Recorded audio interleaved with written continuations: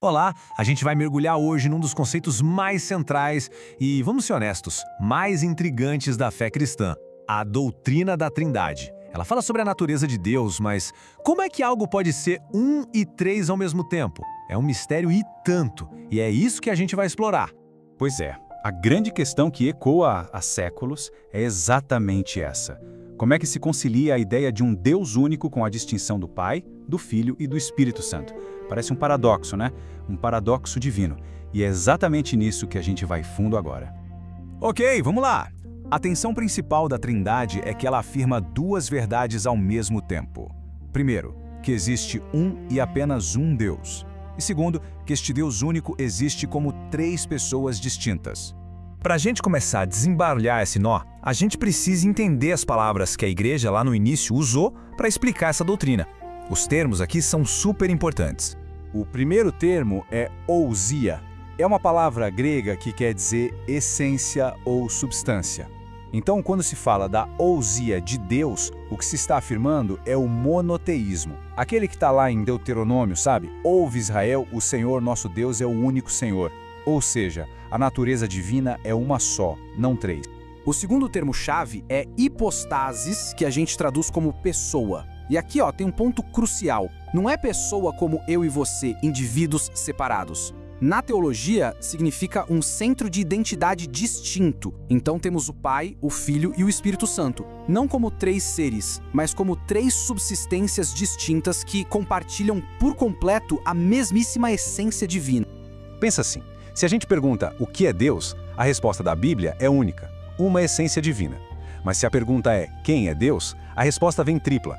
O Pai, o Filho e o Espírito Santo. É isso, um o quê e três quens. E olha, essa não é uma ideia inventada do nada, séculos depois, tá? A igreja primitiva debateu muito, se esforçou para colocar essa verdade em palavras. Foi em momentos históricos como os concílios de Nicéia e de Constantinopla que eles formalizaram a doutrina.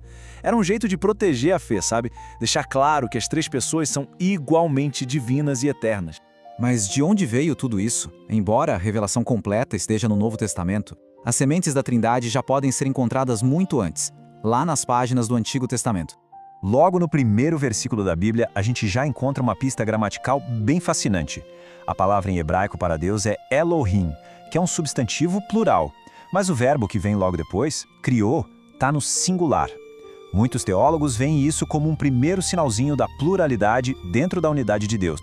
Isso fica ainda mais claro aqui. Deus não diz, farei o homem à minha imagem. Ele usa pronomes no plural, façamos e nossa. Isso sugere um diálogo interno, uma conversa acontecendo dentro da própria divindade ali no ato da criação. E esse padrão continua. Lá no chamado do profeta Isaías, a pergunta de Deus começa no singular, a quem enviarei? Mas termina no plural, quem há de ir por nós? É mais um indício dessa pluralidade pessoal dentro do único Deus de Israel. Agora, vamos avançar no tempo. A gente chega no Novo Testamento. E aqueles indícios que a gente viu se transformam numa revelação explícita, bem clara. Um dos exemplos mais poderosos é a grande comissão de Jesus. A ordem é batizar em nome, a palavra grega aqui está no singular, indicando uma única autoridade, uma única essência. Mas esse nome singular pertence a três pessoas distintas, o Pai, o Filho e o Espírito Santo. A própria gramática da frase já revela a Trindade. E isso também é ilustrado de uma forma brilhante na bênção de Paulo. Ele coloca as três pessoas em pé de igualdade, cada uma sendo a fonte de uma bênção divina. A graça vem de Jesus, o amor vem de Deus Pai e a comunhão vem do Espírito Santo. Três agentes distintos, mas uma só fonte divina. Então, a gente chega num ponto crucial. Por que isso tudo importa na prática? A Trindade não é só uma teoria abstrata, não. Ela revela como Deus age de forma unificada, especialmente na obra da salvação. A gente vê que a salvação é uma obra trinitária. O Pai é quem planeja e elege, o Filho é quem executa o plano lá na cruz e o Espírito Santo é quem aplica essa salvação no coração das pessoas. Cada um com um papel distinto, mas trabalhando em perfeita harmonia para um único propósito. No fim das contas, a doutrina da Trindade nos mostra um Deus que não é uma força solitária ou uma unidade estática. Pelo contrário, ele é uma unidade dinâmica, rica e que é por natureza relacional. A própria essência de Deus já é amor e comunhão entre as pessoas da divindade. Ou seja, na sua essência, Deus é relacionamento.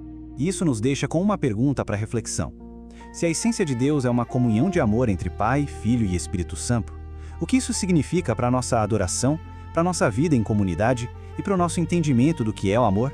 É algo profundo para se pensar.